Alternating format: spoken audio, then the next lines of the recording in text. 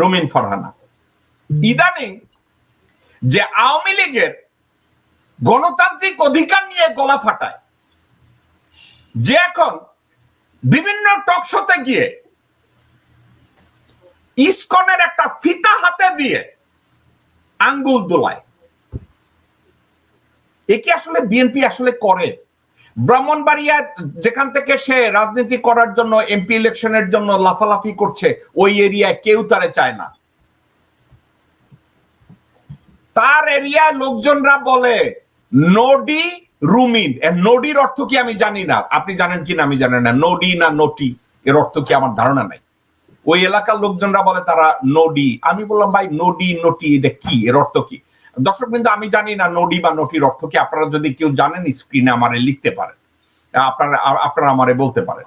তো এখন এই নডি রুমিন সে বলে ইউনূস সরকার সার্বিকভাবে ব্যর্থ, ইউনূস সরকার দেশের কোনো উন্নতি করে না এবং যে কোনো মূল্যে ইউনূসকে তাড়াতাড়ি সরাইয়া তাড়াতাড়ি একটা নির্বাচন দেওয়া হোক, যাতে ওর বাতা ভারত আইসা এখানে একটা ভাগ বসাইতে পারে। যেই ব্যক্তি নিয়োগ পাওয়ার 3 দিনের মাথায় প্লট পাওয়ার জন্য পাগল হয়ে যায়,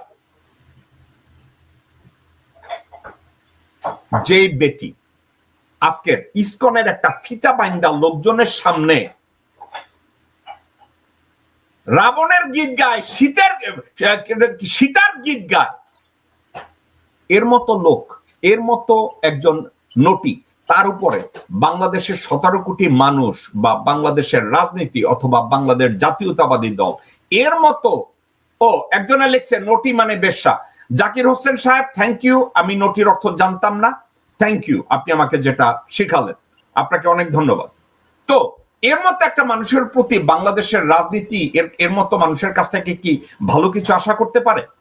আপনি যদি অ্যাডভোকেট কাজী আব্দুল্লাহ আল মামুন, আমি জানি আপনার জন্য এটা কষ্টকর, কারণ অলি আহাদকে আপনি খুব সম্মান করতেন, এটার উপরে আপনি কিছু অ্যাড করতে চান কিনা? দেখেন, আপনি যেভাবে আশা করছেন আমি সেভাবে উত্তর দেব না। আমি শুধু একটা কথা বলি, হযরত উমর ফারুক তার সামনে যখন নাকি একটা তার ছেলে মদ্যপান করার কারণে যে কটা দুর্রা মারার রায় হলো বিচারে, তো উনি জল্লাদের হাত থেকে নিজে নিয়ে নিলেন দুর্রা। যে কটা শাস্তি দেওয়ার কথা ছিল নিজের সন্তানকে, তো উনি সে কটা উনি প্রয়োগ করলেন, দুর্রা মারলেন। তার আগেই তার দম বের হয়ে যায়। তারপরও তার লাশের উপরে অবশিষ্ট উনি করেছেন। তখন চোখে মুখে তার ছিল খুব অগ্নি। দেখেন, বাবা হিসাবে উনি ন্যায় বিচার করেছেন। তারপরে কিছুক্ষণ শান্ত হয়ে উনি আবার সন্তানকে বুকে জড়ায় খুব কান্নায় ভেঙে পড়লেন। তখন সবাই বলে, হে আমিরুল মুমিনিন, আপনি নিজ হাতে আপনার ছেলেকে শাস্তি দিয়ে হত্যা করলেন, আপনি আবার বুকে জড়ায় ধরে আপনি কাঁদছেন, আমাদের বুঝায় বলেন। তো উনি বললেন, আমি যখন বিচার আসনে থেকে তাকে শাস্তি দিচ্ছিলাম, আমার চোখে ছিল প্রচন্ড ক্ষোভ, ঘৃণা অন্যায়ের প্রতি। তখন আমি আমার সন্তানকে দেখিনি। যখন তার বিচার হয়ে যায়, তখন আমি বাবা হিসাবে চিন্তা করলাম, এখন যদি আমার সন্তানের শোক পালন না করি, তাহলে সন্তানের প্রতি অবিচার করা হয়। সেই ন্যায় বিচারের খলিফা রাশেদিনের যুগে আর আজকে আধুনিক যুগে যদি আমরা দেখি যে পিতার দোষে পুত্রকে দায়ী করা যাবে না, ঠিক তেমনি ভাবে আমরা বলি পুত্রের দোষে পিতাকে দায়ী করা যাবে না। তো কাজেই আলেমের ঘরে জালেম হয়, জালেমের ঘরে আলেম হয়। আমি যদি আজকে অলি আহাদ ভাই বয়সে বড়, আমাকে অত্যন্ত স্নেহ করতেন, শুধু স্নেহ করতেন, বিশ্বাসও করতেন। কারণ সেই সময় মানে অনেক বড় বড় জাতীয় সিদ্ধান্ত আমার সাথে কনসাল্ট করে নিচ্ছেন এবং আমি তাকে 5 মিনিটে কনভিন্স করতে পেরেছিলাম। উনি যখন মারা যায় তখন আমি ঢাকায় ছিলাম। এবং এখনো অনেকেই মনে করে যে আপনার যে ভাষামতি ছিল, আমাদের পারিবারিক বন্ধু, আব্বার বন্ধু ছিল, 100 ভাষা, আব্বা ভাষা নেতা ছিলেন। তো আগের দিনও হসপিটালে উনি সবার সামনে বলেন, তার স্ত্রী ছিল, উনি কিন্তু 1 নম্বর ফার্স্ট। যে কোনো কারণে তখন যুবলীগ ছিল, উনি ছিলেন সেক্রেটারি, প্রেসিডেন্ট ছিল তোহা সাহেব। যুবলীগরাই কিন্তু তখন বামপন্থী কমিউনিস্ট সাথে যুক্ত ছিলেন। তো ওনার বর্ণাঢ্য জীবন আছে, ত্রুটি বিচ্যুতি ইতিহাস মূল্যায়ন করবে। কিন্তু আপনি যেহেতু বললেন আমি খুব কাছের থেকে ছিলাম, হয়তো আমি তো হেজিট করবো না। আমি হেজিট করছি না, আমি তার সম্পর্কে অনেক কিছু জানি। একটা ঘটনা বললেই হয়, যখন নাকি আমরা হসপিটালে ছিলাম, সবাই বোঝানোর চেষ্টা করলো যে ওলিয়াদ ভাই তো বলে গেছিলেন বিভিন্ন আলোচনা বন্ধু বান্ধবের কাছে যেসব ভাষা শহীদরা আজিমপুরে কবরস্থান আছে উনি তাদের সাথে শুতে চান, কিন্তু ওনার স্ত্রী এবং এই যে রুহিন ফারহানা তারা কি অনেক রাজি না।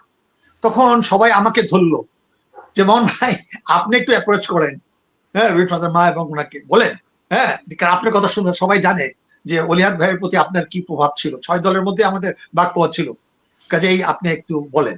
তো আমাকে সবাই বলার পর আমি গেলাম ভাবিকে বললাম, ভাবি দেখেন আমি তো খুব কাছেই ছিলাম এবং সবাই আমাকে বললো বলার জন্য যে উনার যে অন্তিম ইচ্ছাটা ছিল ওনাকে ওইখানে দেওয়া হোক। কেন ওনার মানে পারিবারিক থেকে বিশেষ করে রুহিন ফারহানা বলছিল যে তাকে ওই বড় লোকদের ওই বনানী কবরস্থান দেওয়া। তো উনি খুব বিনয়ের সাথে আমাকে বললেন যে রুহিন ফারহানাকে দেখায় বললেন পাশে বসা যে এটা সে বললেন। সে তো চিৎকার করে সবাইকে সিন ক্রিয়েট করে আমাকেই বললো, আমি তাকে বললাম একই কথা, বললেন আমার বাবা আমার বাবা আমার বাবা। আমি শুধু আস্তে করে বললাম যে দেখুন বাবা আপনার হতে পারে বায়োলজিক্যালি, কিন্তু উনি কিন্তু আমাদের পিতৃতুল্য কিংবা বলেন আমাদের কমরেড ছিল, উনি সকলে, উনি ভাষা আন্দোলনের সিপাহী সালার ছিলেন। এই ব্যাপারটা আপনি আবার একটু বিবেচনা করেন। উনি তো করলেনই না। ঠিক কিছুক্ষণ পরে আপনার খবর আসলো যে বেগম খালেদা জিয়া দেশের বাইরে একটা সফরে ছিলেন, উনি এক এয়ারপোর্ট থেকে সরাসরি চলে আসতেছিলেন, ওই ফালু সহ অ্যাকম্পানি করলেন। নিচতলা হসপিটালের নিচে বেসমেন্টে রাখা হয়েছিল, তখন সব গেট বন্ধ করে দিয়ে গেল যাতে অন্য ভিড় না করে। ওখানে আমি কাছে ছিলাম, শফিল আলম প্রধান ওরা কাছে ছিল, সাইফুদ্দিন মনি ওনাদের পার্টির জেনারেল সেক্রেটারি ছাত্র নেতা ছিল, আমরা কয়েকজন থাকলাম। উনি দেখলাম যে খালেদা জি আসলো, উনি ক্যামেরার সামনে একেবারে কান্নায় ভেঙে পড়ে খালেদা জিয়ার মুখে সবচেয়ে দেখালো যে যত না তার বাবার মৃত্যুতে উনি দুঃখ পেয়েছেন, তার চেয়ে খালেদা জিয়ার সামনে উনি ভেঙে পড়লেন এবং দেখালো। তো এখন এই মহিলা আমার কি বলবো, এখন বয়সের দিকে তো অনেক অল্প, সেও লয়ার, তো আমার তার প্রতি কোনো সিম্প্যাথি নাই। তো কাজে উনি শুনে ভালো বলেন, ভালো বক্তা, কিন্তু যখন নাকি দেশের স্বাধীনতা সার্বভৌমতা বিক্রি করে দিয়ে যদি যখন দেশের মানুষের সাথে উনি বেইমানি করেন, সে আমার সন্তান হলে আমি তাই বলতাম, যেটা যার কারণে আমি প্রথমে উদাহরণ দিলাম হ্যাঁ আমিরুল মুমিন হযরত উমরের কথা। তো কাজেই আজকে আমি মনে করি তার কোনো নৈতিক রাইট নাই তার বাবার নাম ব্যবহার করার। কাজেই সেই কারণে আমি বলছি অলিয়াদের সন্তান হিসাবে উনি ইভেন তার ওই এলাকার ওই কনস্টিটিউশনতে উনি ফেল করবে। আর যদি ওই আমার যদি সুযোগ থাকে আমি শুধু একটা স্টেটমেন্ট দিব যে অলিয়াহাদকে যারা সম্মান করে ওই এলাকায় তারা কিন্তু ওই বেনিফিটটা যেন তার মেয়েকে না দেওয়া হয়। ধন্যবাদ জাকো ভাই। আমি আপনাকে যদি বলি আপনার কথাটাকে আমি আবার একটু একটু এলাবোরেট করি। আপনি বলছেন যে যখন আপনি রুমিন ফারহানার মা এবং রুমিন ফারহানাকে অ্যাপ্রোচ করলেন যে তার মাটি কোথায় দেওয়া হবে, সে তখন চিল্লাইতেছিল আমার বাবা আমার বাবা আমার বাবা, কিন্তু তা ওই সময় কি তার চোখে পানি ছিল নাকি আমার বাবা বলে তার অধিকার আদায়ের জন্য আমার বাবা বলে একটু অ্যাটেনশন চাচ্ছিল, আসলে কোনটা ছিল? আমার কাছে মনে হয় এটা মিশ্র প্রতিক্রিয়া, কিন্তু যত না তার বাবার প্রতি শ্রদ্ধা থাকতো তাহলে ওখানে যারা উপস্থিত ছিল সব জাতীয় নেতারা তাহলে এবং সবাই আমাকে বললেন যে আপনি বললে বোধহয় কাজ হবে। আমি যখন কনভিন্স করতে পারি নাই এবং অলিয়াদ বেগম সাহেব সেও তাকে কনভিন্স করতে পারে নাই, তা আমার মনে হয় যে যত না বাবার শোক হ্যাঁ তার চেয়ে বেশি তার ক্ষমতা এবং প্রচারে করার জন্য সেটাই উনি দম্ভটাই বেশি ছিল। ওকে, এটা আমি জীবনে কখনো ভুলবো না। আচ্ছা, তাইলে বেগম জিয়া আসার পরে হঠাৎ জড়াই ধরে কাঁদলো, সে বুঝছে যে এবার এখন নাটকটা করতে পারলে একটা পজিশন মিলবে, নাটকটা ঠিক মতো করতে পারলে আমার একটা ফায়দা আছে, এই জন্য একেবারে কাইন্ডা পেশাব কইরা বমি কইরা চিন্তায় পড়ছে। বিষয়টা কি একেবারে বুকের উপরে একেবারে কেন, আমি তো ধরেন 1 ফিট 1 হাত দূরেই ছিলাম কেন ওখানে অলিয়াদের পরে ওখানে যে ইভেন পলিটিক্যাল লিডার যারা ছিল সবাই জানে যে আমি 6 দলের শীর্ষ নেতা ছিলাম। একই সাথে বাংলাদেশের ইতিহাসে আমি ছাত্রলীগেরও প্রেসিডেন্ট ছিলাম, মানে বাগপা ছাত্রলীগের, এবং আমাদের বাগপার আমি তখন মেম্বার সেক্রেটারি ছিলাম এবং আমি বাগপাকে রিপ্রেজেন্ট করতাম। তো সবাই জানতো যে অলিয়াদ ভাইয়ের প্রতি আমার একটা প্রভাব আছে এবং উনি যে কোনো রাজনৈতিক সিদ্ধান্তের সময় আমার সাথে কনসাল্ট করতেন, সবাই জানতো, তার ফ্যামিলি লোকরা পর্যন্ত, তার ভাইটারা ছিল তারা পর্যন্ত আমাকে করছে। দেখেন সে এত দাম্ভিকতা দেখায় কেন, আমার কাছে খুব খারাপ লাগে। হ্যাঁ সম্পর্কে তো হয় আমার ভাতিজি, কিন্তু খুবই খুবই দুঃখজনক ব্যাপার। উনি যেন এটা বুঝে, যদি শুনে থাকে তার প্রতি আমার করুণা হয়, কেন তার বাবাকে ছোট করছে আমার বোধগম্য নয়। আমি যদি তাকে বলি সে একটা ব্যক্তি হিসাবে সে জাস্ট একটা উচ্ছিষ্ট সামাজিক পতিতা, উচ্ছিষ্টা, একেবারে একেবারে একেবারে নগণ্য শ্রেণীর লো লাইফ টাইপ একটা ব্যক্তি, যে স্বার্থের জন্য খালেদা জিয়াকে জড়াইয়া ধরবে, আবার স্বার্থের জন্য খালেদা জিয়ার পিঠে একটা ছুরি বসায় দিবে। আমি কি খুব বেশি বাড়ায় বললাম, নাকি আপনার কাছে লজিক্যাল মনে হয়? আমি বলবো যে তার রাজনৈতিক তো অভিজ্ঞতা নেই, আর 2 নম্বর হলো যে যখন নাকি স্বার্থটা বড় দেখে, আমাদের দেশে আরেকটা কথা না বললেই নয়, ব্যারিস্টার মনির সাথে আমার খুব ভালো সম্পর্ক ছিল, খুবই ভালো সম্পর্ক ছিল, এবং আমি বাংলাদেশ থাকলে কোথায় প্রতি মাসে মিনিমাম 2 বার তার বাসায় দেখা করতাম, উনি আমার থেকে অ্যাডভাইস নিতেন। এবং মানে ওই যে সাজু ভাবি ওনার ওয়াইফ, একবার আমি যখন গাড়ি ধুয়েতে তখন তো ট্যাক্সি ছিল, আমার গাড়ি ছিল না, উনি আমাকে পৌঁছায় দেয়। তো আমি জিজ্ঞাসা করলাম ছেলেরা, ওনার ছেলেটা পাপ্পু মুন্নি একটা মেয়েকে জিজ্ঞেস করলাম যে ছেলেমেয়েরা কি ভাবছে, তো ওরা বললেন যে আজকাল ছেলেমেয়েরা তো চিন্তা করে যে মোর মানি মোর কমফোর্ট। আমি ওই রেফারেন্স দিয়ে মনে করতেছি যে এই যে ব্যারিস্টার রুহিল ফারহানা, উনি যতটা উনি আইনজীবী হিসাবে সামনে আসার চেষ্টা করলে হয়তো সফল হতে পারতেন, তার মেধা আছে, যোগ্যতা আছে, তো তার প্রতি আমার করুণ হয়। এর বিষয়ে আমি কিছু বলছি না, নারী হিসাবে, মেয়ে হিসাবে উনি যেন এখনো নিজের অবস্থান থেকে ফিরে আসে, আমি মনে করবো সে যেন ভুলটা বুঝতে পারে। বাট আমি যদি বলি এই মুহূর্তে এই বটতলার 2 পয়সার উকিল, আপনাকে আমি ঠান্ডা মাথায় বলি, advocate Kazi Abdullah Al Mamun, with due all respect, আমি ল পেশাকে আমি ঘৃণা করি না, কিন্তু সম্মান করি, কারণ এদের ভালো কিছু করার সুযোগ আছে। এখন আমি বলি লিগ্যাল নেটওয়ার্ক আমার যে কোম্পানি, আমার এখানে 11 জন ব্যারিস্টার প্যারালিগাল হিসাবে কাজ করে, এবং এরা প্রতিনিয়ত আমার কন্টিনিউয়াসলি বকা খায় ট্রান্সলেশনে ভুল করার জন্য, ভুল ল কোট করার জন্য, ভুল স্ট্যাচু ব্যাখ্যা করার জন্য এরা বকা খায়।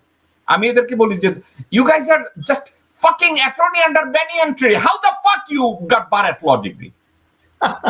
আমি সরাসরি বলি। সো রুমিন ফারহানা সে যত কথাবার্তা বলে, তারে যদি কেউ স্ক্রিপ্ট লিখে দেয়, তাকে যদি কেউ স্ক্রিপ্ট লিখে দেয়, তাহলে ওই স্ক্রিপ্টটা সে গলাবাজি করে ডান্ডার মতো চিল্লায় চিল্লায় কইতে পারে।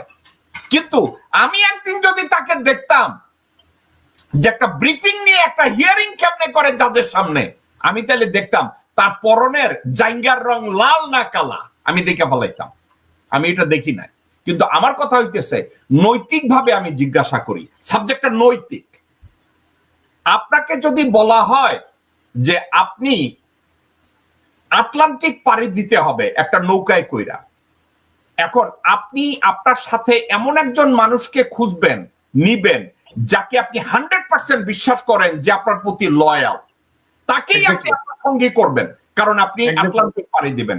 আপনি কি রুমিন ফারহানার মতো লোককে বিশ্বাস করে আপনার সাথে নিবেন? আপাতত আমরা যে আলোচনাগুলো করলাম আর আমার যে অভিজ্ঞতা, আমি তাকে নেব না, কথা শেষ।